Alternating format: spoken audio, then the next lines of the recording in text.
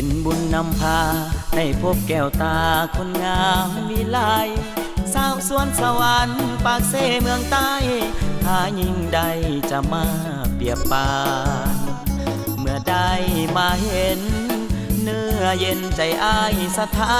นบ่าวต่างแดนได้มาพบผ่านสาวสวนสวรรค์โปรดจงเห็นใจงามแท้แก้วตาสินไหมแพรว่าบ่ลืมฮีดของ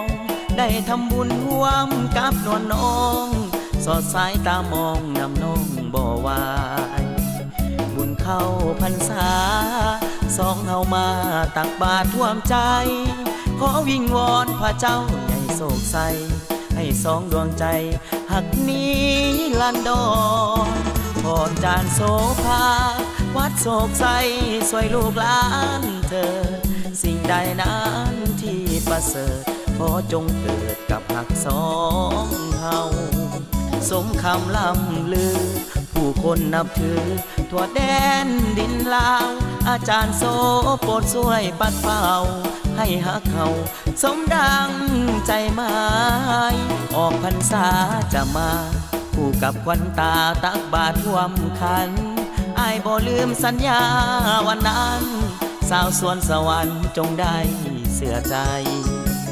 บ่นานดอกน้องจะมาแต่งดองกับน้องสามวัยเงินพอพอแต่งเมื่อใด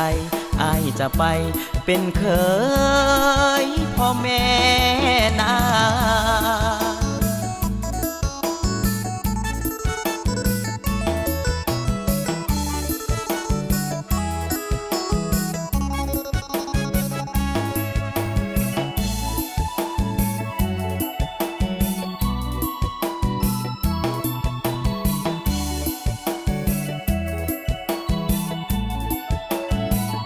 พรจานโสภาวัดโศกใสสวยลูกหลานเถิดสิ่งใดนั้นที่ประเสริฐขอจงเกิดกับหักสองเฮาสมคำล่ำลือผู้คนนับถือทั่วแดนดินลาวอาจารย์โสโปรดช่วยปัดเป่าให้หักเขาสมดังใจหมายออกพรรษาจะมาคู่กับควันตาตักบาตรท่วมขันอ้ายบ่ลืมสัญญาวันนั้นสาวสวนสวรรค์จงได้เสื่อใจ